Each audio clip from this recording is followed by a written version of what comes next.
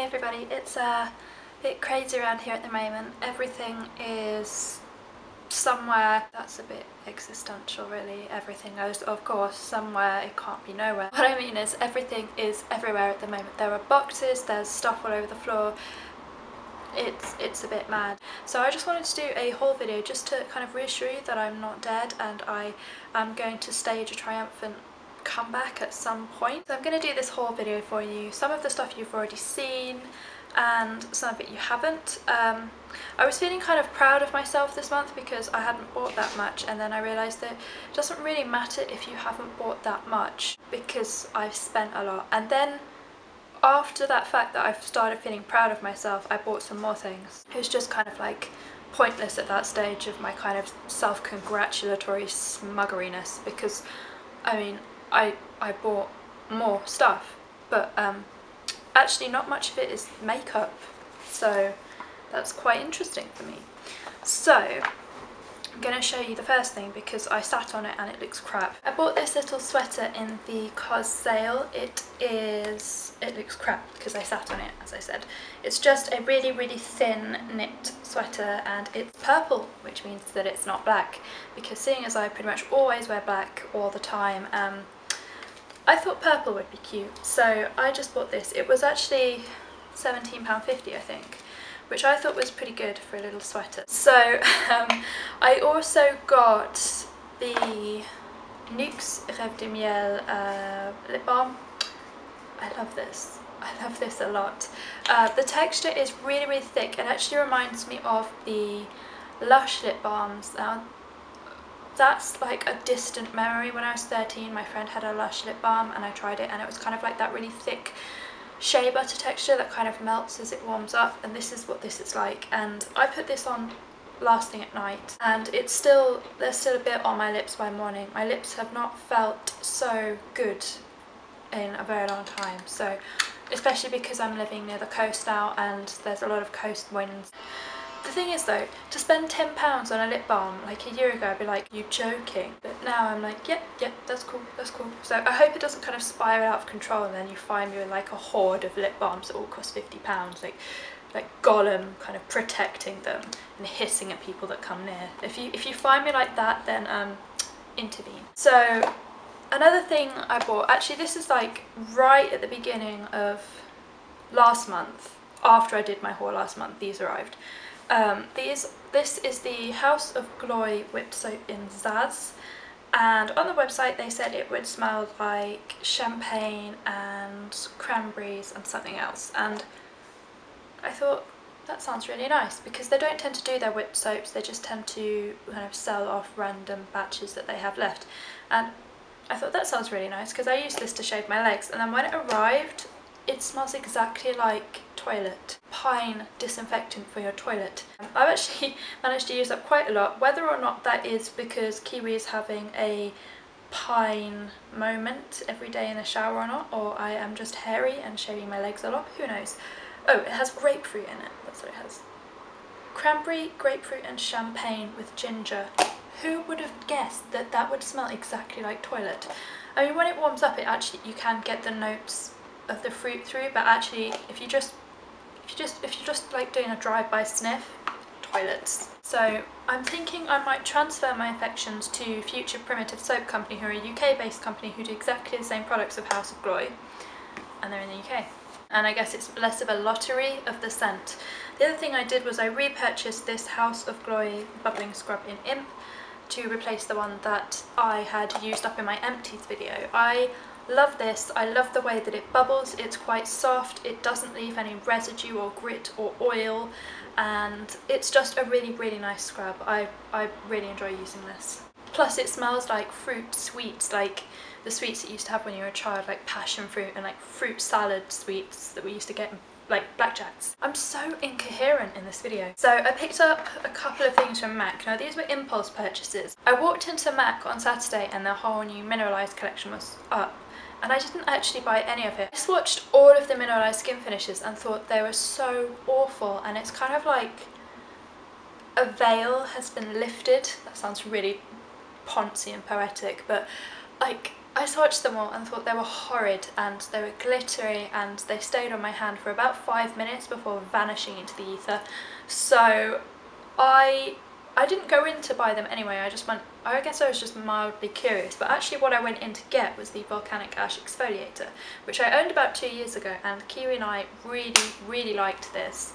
So I decided to get another one for old time's sake, mainly because Kiwi and I just loved it, and you know, came back, so why not? This was an impulse purchase. This is the MAC Prep and Prime Face Protect SPF 50. This is supposed to be a primer, but I kind of picked it up on the SPF basis because I have an SPF for my face, but it's quite thick and quite white, so I would prefer for every day, because I'm using a glycolic acid on my face and you do need to use sun protection with glycolic acid, I thought for every day, for just kind of popping out, I wanted something that was thinner, that did not make my face have a white cast, wasn't really thick. So this fit the bill. It's quite thin, it rubs in easily, it's nice to wear, and I thought it would do the trick, so I think it's quite nice. Next thing, I've had a lot of people asking me about this. This is the Makeup Forever brow kits. I bought this from, I think, Guru Makeup Emporium, but honestly I would just say, like, you don't need to buy the kit. The kit is £30, and just buy the brow stuff, because the brushes, they're supposed to be high quality brushes, but I think they're so disappointing.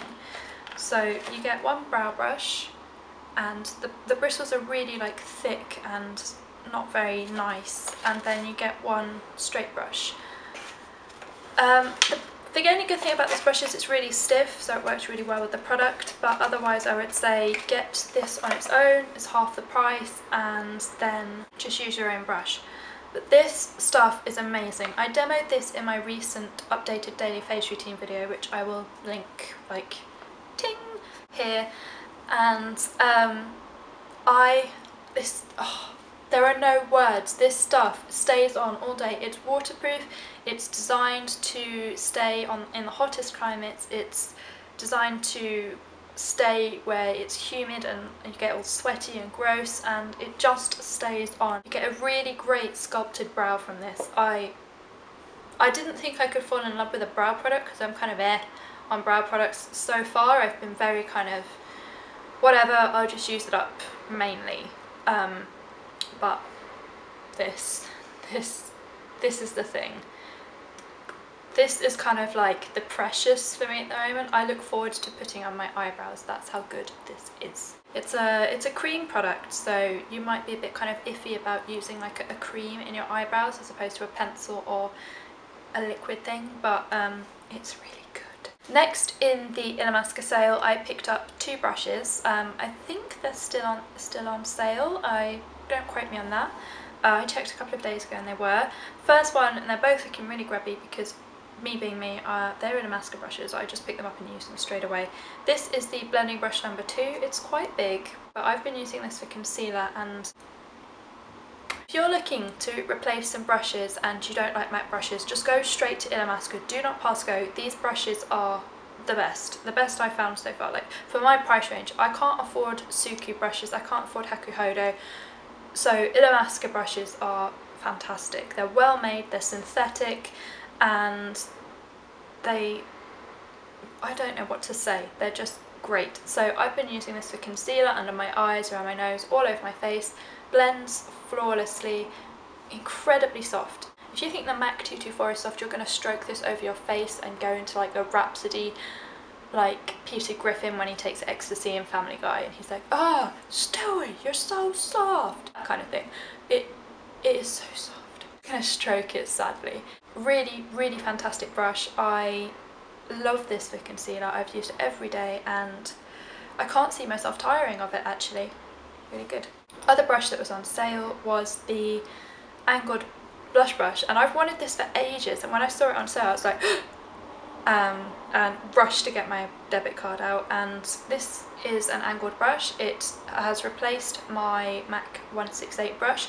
I use this to contour now. I know in my updated daily face routine I used my highlighter brush to contour, but this is better and I like it more at the moment. So I just use it to contour my face with my cream pigment.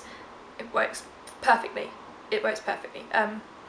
It is a little bit thinner than the 168, so the 168 kind of puffs out a bit. This is a bit more narrow and a bit thinner, but really fantastic and good blush brush. One more thing I got was the Beauté Liqui-Gel lip stain for the cheeks and chips. No, the cheeks and lips. And it's in Fever. It's this kind of very bloody looking vial. It's very Halloweeny. This is one of the best lip stains I've ever tried. It dries dry. It's not like those kind of sticky lip stains that YSL brought out.